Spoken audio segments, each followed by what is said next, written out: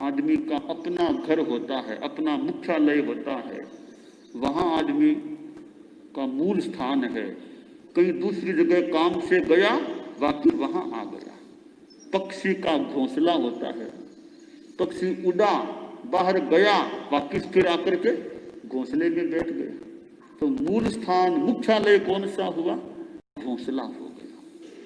तो हमारा मूल स्थान आत्मा, अपने आप में रहना।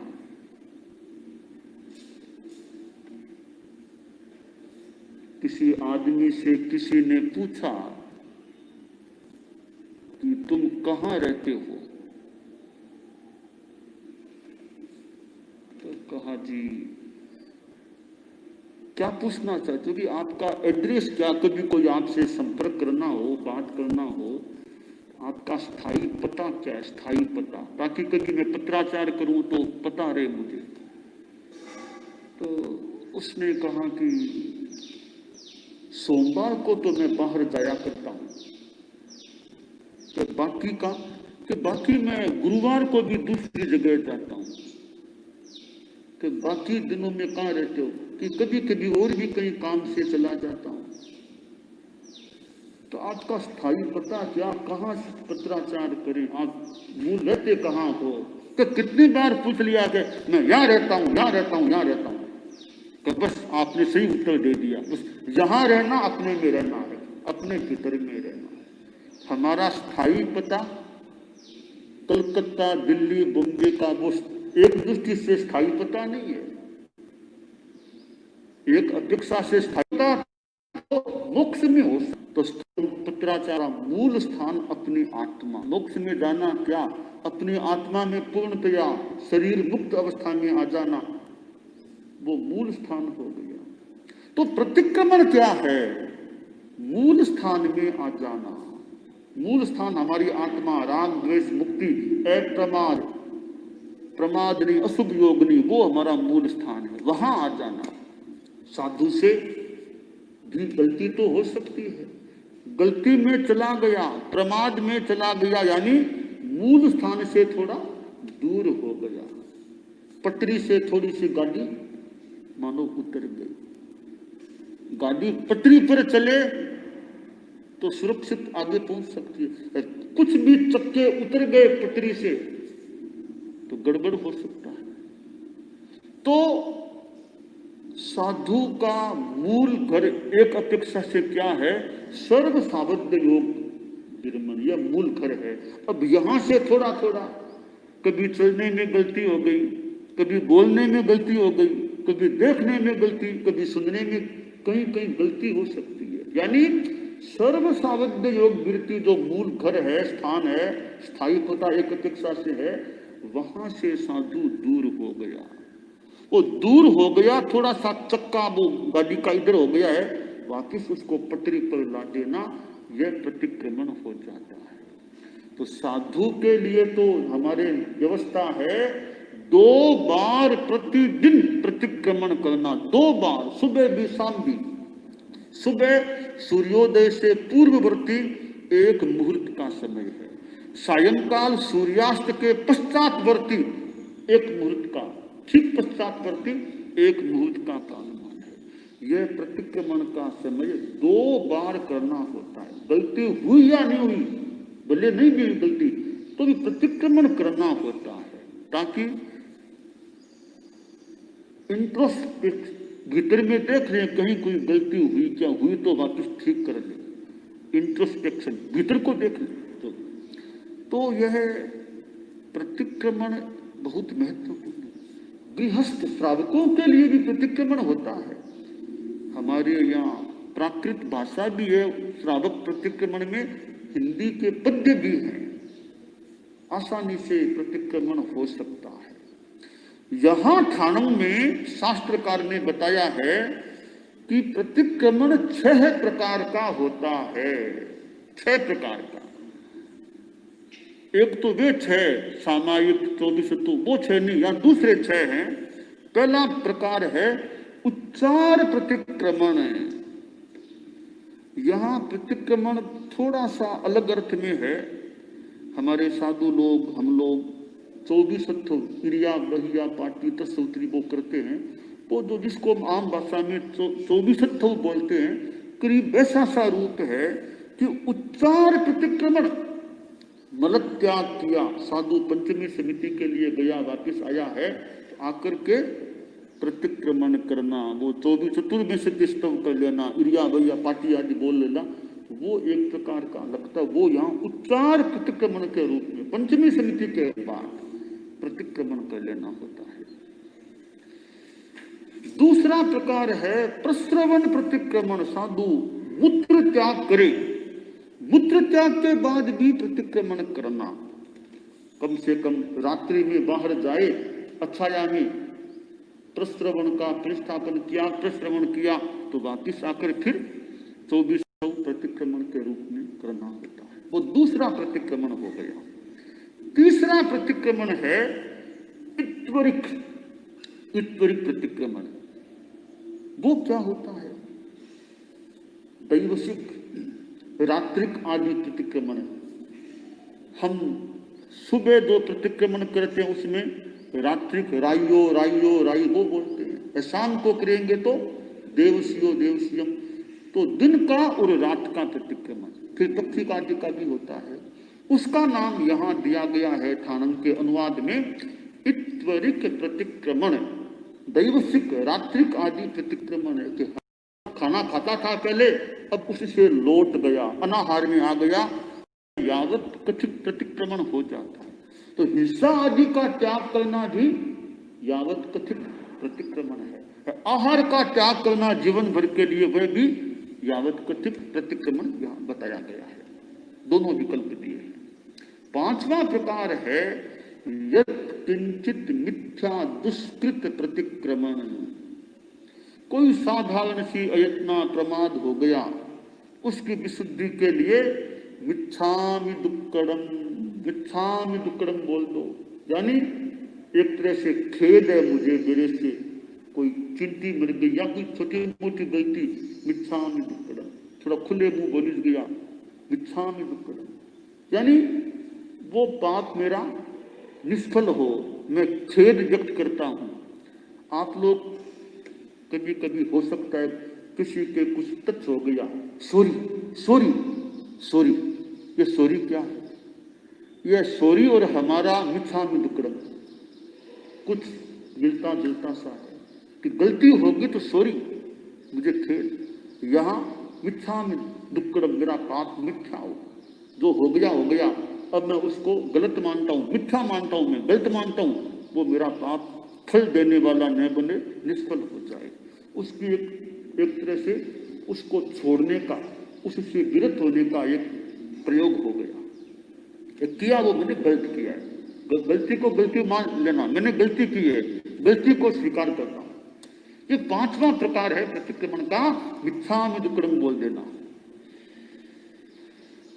छठा प्रकार बताया है प्रतिक्रमण का सोमनंतीय स्वप्नांतिक प्रतिक्रमण।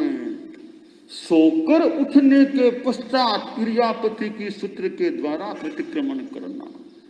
कोई परंपरा रही हो सकती है कि रात को जैसे सोया, उठा, उठने के बाद फिर 24 को लगी, रात में कहीं कोई प्रमाद हुआ हो, करवट बदलना करना कुछ, तो 24 कर दिया। ये 6 प्रकार के प्रतिक्रमण बताए गए हैं। तो शास्त्र में, ये ठाणम में जो 6 प्रकार बताए हैं, हम यह ध्यान दें कि जो हमारा व्रत नियम त्याग दिया हुआ है उसमें सावधानी हमें रखनी चाहिए। अगर थोड़ा भी प्रमाद हो जाए तो वापिस आ जाना चाहिए, वहां से लौट जाना चाहिए। छद्मस्त हैं, छद्मस्त भी 10वें गुणस्थान वाले नहीं है, 12वें गुणस्थान वाले नहीं है, 8वें गुणस्थान वाले भी नहीं है। तो ऐसी छद्मस्थावस्था है 7वां भी, किसको कब आता होगा भगवान जाने। 6ठा गुणस्थान है, 6ठे गुणस्थान में तो गलती हो सकती है। छठे गुणस्थान वाले साधु हैं, उनसे तो कभी कोई मुंह से गलत बात भी निकल जाए, कभी कोई छोटी मोटी कोई चोरी भी हो जाए, कोई जीव भी मर जाए, तो गलतियां छठे गुणस्थान वाले से तो हो सकती है। सातवां आ गया, सातवें में ऐसी गलती, प्रमाद अशुभ योग जन्य गलती सातवें गुणस्थान में नहीं हो सकती। तो सातवां गुणस्थान तो वर्तमान में किसको आता है कि नहीं आता है, कि आता है तो कितनी बार आता है, तो सातवां गुणस्थान ज्यादा टिकता नहीं है। छठा गुणस्थान तो लंबे पीरियड का होता है, हो सकता है। सातवां गुणस्थान तो बहुत अल्पकाल का है, आया कि थोड़ी देर में गया, आया कि गया, ज्यादा नहीं ठहरता है। तो सातवां तो किसको कितनी बार आता होगा या नहीं आता है, कैसे क्या है, केवल ही जाने। छठा गुणस्थान भी है, बहुत बड़ी बात है। तो बहुत बड़ी बात में कोई छोटी बात भी, कोई छोटी गलती भी, छोटी बड़ी गलती हो सकती है। ऐसी भयंकर गलती की छठा गुणस्थान भी गया, फिर तो एक तरह की मृत्यु है। तो अपना गया आयु का नियम है, पर कभी भूल गई, छूट गई। आपको रात्रि में भोजन का त्याग है, तो ध्यान नहीं रहा, सूर्यास्त हो गया, तो बाद में खाना खा लिया, भूल हो गई। तो ऐसी भूलें तो आदमी से हो सकती है। तो भूल है, उसका परिष्कार कर लेना चाहिए, प्रतिक्रमण कर लेना चाहिए, प्रायश्चित ले लेना चाहिए, आलोचना हो जानी चाहिए, ताकि शुद्धि हो सके। यह कपड़ा है, कपड़ा सफेद है, परंतु कहीं कोई छिंटा लग गया, कोई कीचड़ का छिंटा भी लग गया, ठीक है, उसको धो ले, साफ कर ले, कपड़ा ठीक हो जाएगा। तो कहीं कोई छिंटा आदि लग जाए गंदा, उसको साफ कर लेना चाहिए। तो यही बात प्रतिक्रमण की है कि साधुपन, श्रावकपन जो है, आप लोग घरों में झाड़ू लगा करके घर की सफाई कराते होंगे, करते होंगे। इतना बड़ा मकान है, दिन में एक बार दो बार सफाई कर लो, रजे रजे आई है, धूल आई है, साफ हो गया, ठीक हो गया, क्लीन हो गया। हमारा साधुपन, आपका श्रावकपन एक मकान है, घर है, दिन भर में कोई रजे आ गई हो तो शाम को सफाई कर लो, रात में आ गई सवेरे सफाई कर लो, दिन में 2 बार सफाई कर लें तो घर मकान बढ़िया रह सकता है। बस जो साधु जीवन में 2 बार प्रतिक्रमण करने की व्यवस्था है, वो मानो कि झाड़ू लगाना है, झाड़ू लगा लो, एक झाड़ू फेर दो, कहीं है तो साफ हो जाएगा। और ज्यादा पोंछा कर दो, पोछा फेर दो, और साफ हो जाएगा।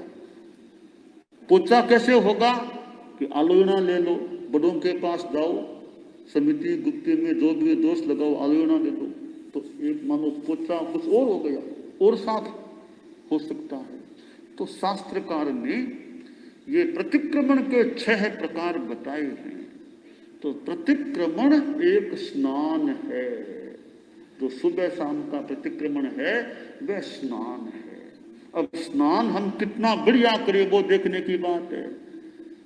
एक तो ऐसे ही पानी डाला और आ गया, रगड़ के अच्छी तरह साफ करेंगे, साबुन लगा के साफ करेंगे तो स्नान बढ़िया होगा। पानी खूब डाला तो सफाई ठीक की नहीं, थोड़े पानी से भी स्नान बढ़िया हो सकता है। बहुत पानी डालो, सफाई न करें तो पानी बह जाएगा, पूरी सफाई भी नहीं होगी।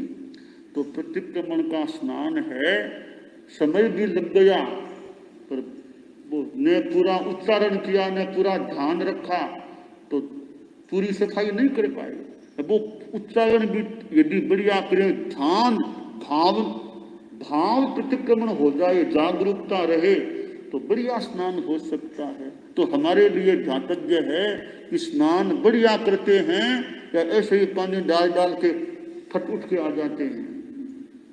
तो स्नान करें तो बढ़िया करें, बढ़िया स्नान करें, सफाई अच्छी हो जाए।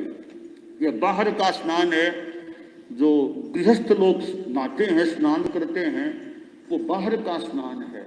भीतर का स्नान है, यह प्रतिक्रमण भीतर का स्नान है। आप लोग गृहस्थ भी प्रतिक्रमण को, पथ्य को कभी जैसे सुविधा हो करें, पर्यूषण में करें